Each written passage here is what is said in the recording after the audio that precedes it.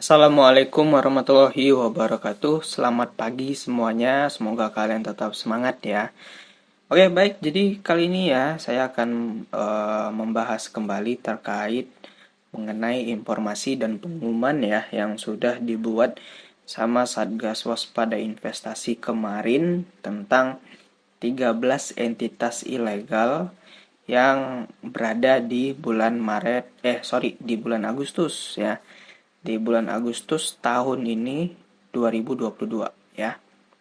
Nah, itu ada 13 entitas ilegal yang dikeluarkan oleh Satgas Waspada Investasi gitu. Nah, di sini ya ada 4 aplikasi yang sering saya bongkar. Sebenarnya nggak terlalu sering. Ada beberapa aplikasi yang sering saya bongkar ya, dua atau berapa lah ya. Dan duanya lagi itu sekali konten ataupun dua kalian lah. Nah, di sini ya saya hadir ya untuk kembali menginformasikan gitu ya. Apa yang saya sampaikan mengenai 4 aplikasi ini adalah aplikasi yang dilarang oleh negara kita. Gitu. Walaupun saya dapat bulian ya, hujatan itu bukan aib dari channel saya loh teman-teman. Kalau kalian berkomentar yang enggak. Kenapa? Karena saya benar gitu. Ya. Saya buat konten itu, saya cari tahu dulu lah untuk regulatornya gimana, ya, kelogikaan proyeknya gimana, gitu. Jadi kalau nggak logika, saya pasti langsung tap, ini nggak logika nih, ini pembodohan nih aplikasinya, gitu. Nah, jadi ini tabel yang ini ya, ini membuktikan kalau apa yang saya sampaikan itu benar. Bukan seperti konten-konten kreator yang lain ya, yang melebih-lebihkan ya tepatnya informasi hoax. Betul. Tapi menurut para backdung ya, pionir-pionir ataupun pemain money game, saya yang menyampaikan hoax. Menurut mereka seperti itu. Ya, saya iyain aja gitu biar kelar gitu. Oke? Nah, jadi kita bisa lihat di tampilan tabel ini ya. Ini adalah tabel lampiran daftar investasi ilegal yang telah dikeluarkan oleh Satgas Waspada Investasi dari OJK. Oke. Nah, di sini ada 4 aplikasi ya yang pernah saya bongkar. Pertama, nomor 6, firstSolarIDN.com ya. Dengan kegiatan usaha yang diberhentikan adalah money game dengan modus investasi energi ya. Jadi saya ingat nih, saya buat konten mengenai First Solar IDN ini itu ketika Enel Kekuatan Hijau masih berada di Indonesia gitu ya, masih beroperasi, masih mencari mangsa, dan sekarang Enel Kekuatan Hijau telah scam dan menipu banyak orang gitu ya. Jadi modusnya samalah kayak pembangkit listrik gitu ya. Oke, kita cepat saja ya biar sampai ke Pi Network gitu. Karena banyak yang kepanasan nih ya dengan judul dan thumbnail gitu. Oke. Nah, yang berikutnya O investasi atau OI otomotif investasi. Ini juga pernah saya bahas, itu di nomor 7. Ya, di nomor 7 di bawah nomor 6 dari First Dollar IDN itu ada O investasi. Dengan usaha yang diberhentikan adalah money game dengan modus perdagangan kendaraan bermotor yang menawarkan keuntungan 20% dalam 15 menit. Logika nggak? Keuntungan 20% dari modal kalian di suatu investasi cuman dalam 15 menit. 20%. Kita anggap saja ya, kita bandingkan maksudnya. Kita bandingkan sama reksadana dan deposito bank. Untuk mencapai 20% di investasi yang sehat dan juga deposito bank, itu 20% itu per tahun-tahun loh teman-teman. Ya. Jadi kalau ada platform yang menjanjikan pengembalian dana 20% dalam 15 menit, itu nggak masuk akal, bos. Per hari berapa itu? sampai 1000%-an mungkin. Tapi untuk mencapai persenan yang segini, kalian disuruh untuk mengorbankan uang kalian, dalam arti kata berinvestasi, ya lebih tepatnya menjerumuskan uang kalian. Nah, yang dimana uang kalian itu berbahaya. Oke, kita cepat saja. Jelas ini pembodohan.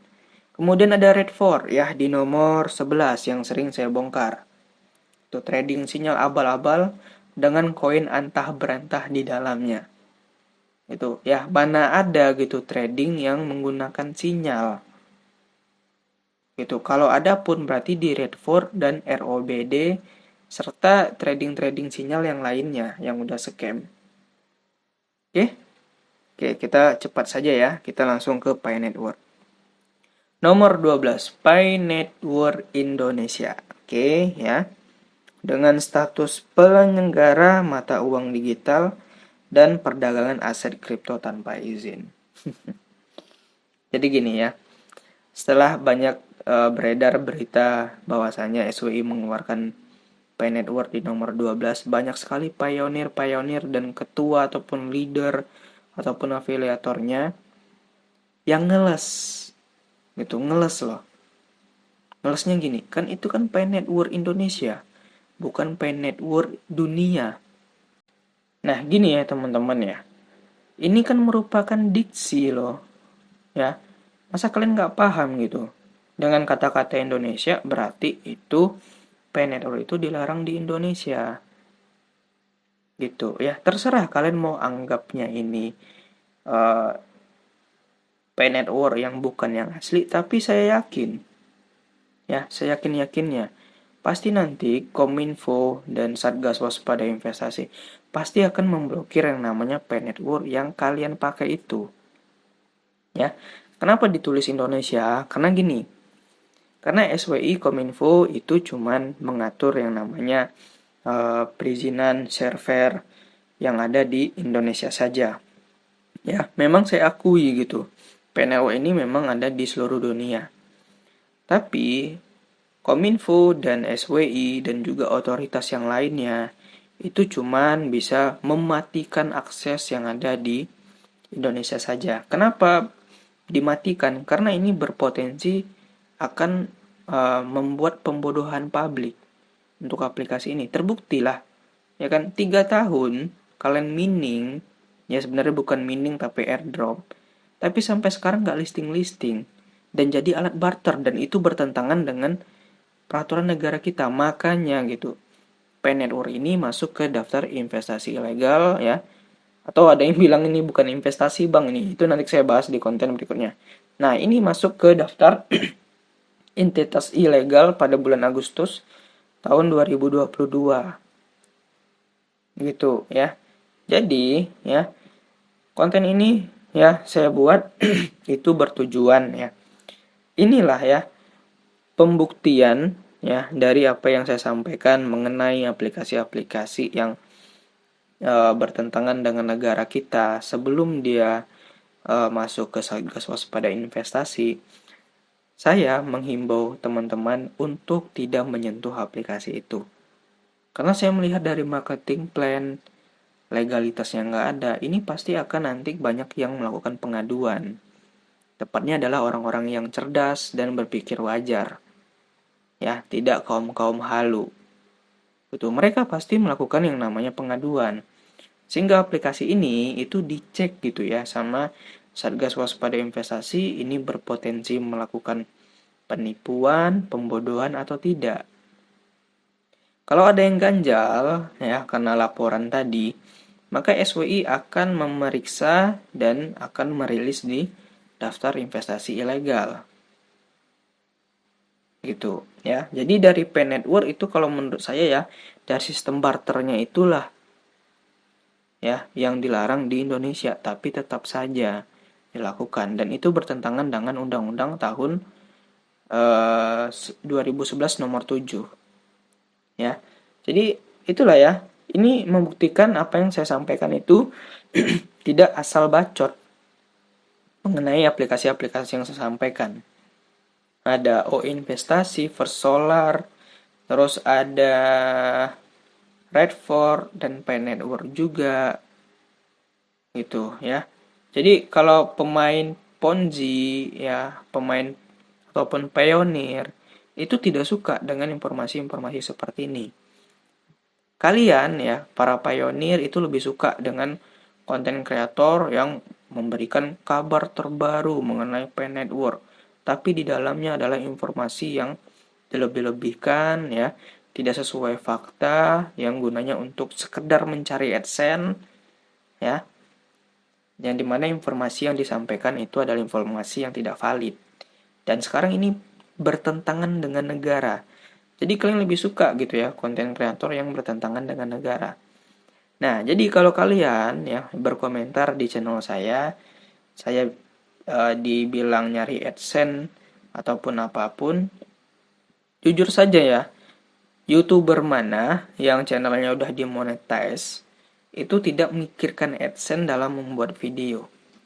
Ya, tapi beda ya sama konten kreator yang saya sebutkan tadi. Saya kalau nyari AdSense itu sambil meluruskan ya, mencerdaskan apa yang perlu disampaikan gitu, dan tidak akan saya lebih-lebihkan dan tidak akan saya kurang-kurangi gitu.